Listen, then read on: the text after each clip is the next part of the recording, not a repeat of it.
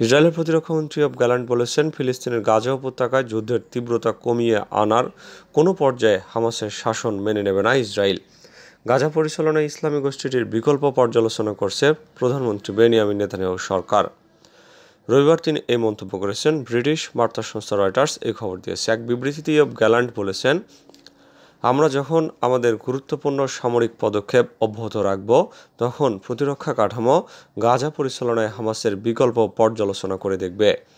তিনি বলেছেন, গাজায় আমরা কিছু এলাকা বিচ্ছিন্ন করব, ওই এলাকা থেকে হামাস যোদ্ধাদের বিতাড়িত করব, হামাসের হুমকি হয়ে ওঠা এবং বিকল্প সরকার ব্যবস্থা সক্রিয় করার মতো শক্তিকে সামনে আনব।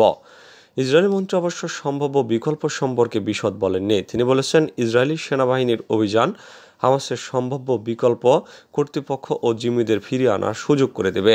তিনি বলেছেন, যুদ্ধবন্ধের কোনো পর্যায়ে আমরা গাজার শাসক গোষ্ঠী হামাসকে মেনে নেব না। কেন হঠাৎ রুশ প্রতিরক্ষা মন্ত্রণালয়ের শীর্ষ পর্যায়ে ধরপাকড়? হঠাৎ করেই দীর্ঘদিনের দায়িত্ব সামলানো প্রতিরক্ষা মন্ত্রীকে বরখাস্ত করেন রুশ প্রেসিডেন্ট ভ্লাদিমির পুতিন। এরপর সেই প্রতিরক্ষা মন্ত্রীর ঘনিষ্ঠ উচ্চপদস্থ আরও 5 কর্মকর্তাকে গ্রেপ্তার করা হয়। ফলে রহস্য দানা বাঁধতে থাকে। আকস্মিকভাবে সাবেক প্রতিরক্ষামন্ত্রী সের্গেই শোইগুকে বরখাস্ত করার পরই কেন দুর্নীতি বিরোধী অভিযান শুরু করল পুতিন প্রশাসন? ইউক্রেনে প্রায় 3 বছরের যুদ্ধের পর রাশিয়া বর্তমানে সুবিধাজনক অবস্থানে। সাম্প্রতিক সময়ে উত্তর দিকে অগ্রসর হয়ে খার্কিভ অভিমুখে হামলাও চালিয়ে মিলছে সফলতা। পূর্ব দিকে ডনবাস অঞ্চলেও রুশ বাহিনী জয় পাচ্ছে। বিপরীতে সেনা আর অস্ত্র গোলাবারুদের সংকটে ধুঁকছে ইউক্রেন। রাশিয়ার ঘুরে দাঁড়ানোর ক্ষেত্রে ইউক্রেনের এই সংকটও কাজে দিয়েছে। ফলে প্রশ্ন উঠছে, যুদ্ধক্ষেত্রে অগ্রগতির পরও কেন প্রতিরক্ষা মন্ত্রণালয়ের প্রধানকে সরিয়ে দিলেন পুতিন? বিশ্লেষকরা বলছেন, রাশিয়ার সবচেয়ে দুর্নীতিগ্রস্ত সরকারি প্রতিষ্ঠান বা সংস্থার অন্যতম নাম প্রতিরক্ষা মন্ত্রণালয়। বিপুল অঙ্কের সামরিক ঠিকাদারি চুক্তির বিষয়ে প্রকাশ করছে রাশিয়ার রাষ্ট্রায়ত্ত সম্প্রচার মাধ্যমগুলো। প্রকাশ্যে প্রতিরক্ষা মন্ত্রণালয়ের উচ্চপদস্থ কর্মকর্তা এবং তাদের বিলাসবহুল জীবনযাপনের সমালোচনা করছে। চীনের উপর ক্ষুব্ধ ইরান, রাষ্ট্রদূতকে তলব। বিরোধপূর্ণ 3টি দ্বীপ নিয়ে বক্তব্য দেওয়ায় তেহরানে নিযুক্ত চীনা রাষ্ট্রদূতকে তলব করেছে ইরান। রোববার ইরানের পররাষ্ট্র মন্ত্রণালয় তাকে তলব করেছে বলে জানা গেছে। ইরানের স্থানীয় সংবাদ মাধ্যমের বরাত দিয়ে এই খবর দিয়েছে বার্তা সংস্থা রয়টার্স।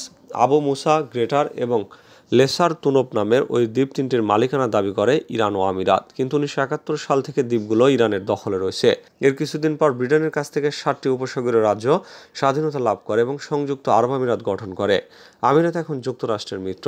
ইরানি সংবাদ মাধ্যমের খবরে বলা হয়েছে, আমিরাত ও চীনের যৌথ বিবৃতিতে যে ভিত্তিহীন দাবি করা হয়েছে সেটির প্রতি চীনা সমর্থনের প্রতিবাদে তেহরানের চীনা রাষ্ট্রদূতকে জানানো হয়েছে। যদিও গত 1 দশক ধরে ইরানের অন্যতম বৃহৎ বাণিজ্যিক অংশীদার চীন।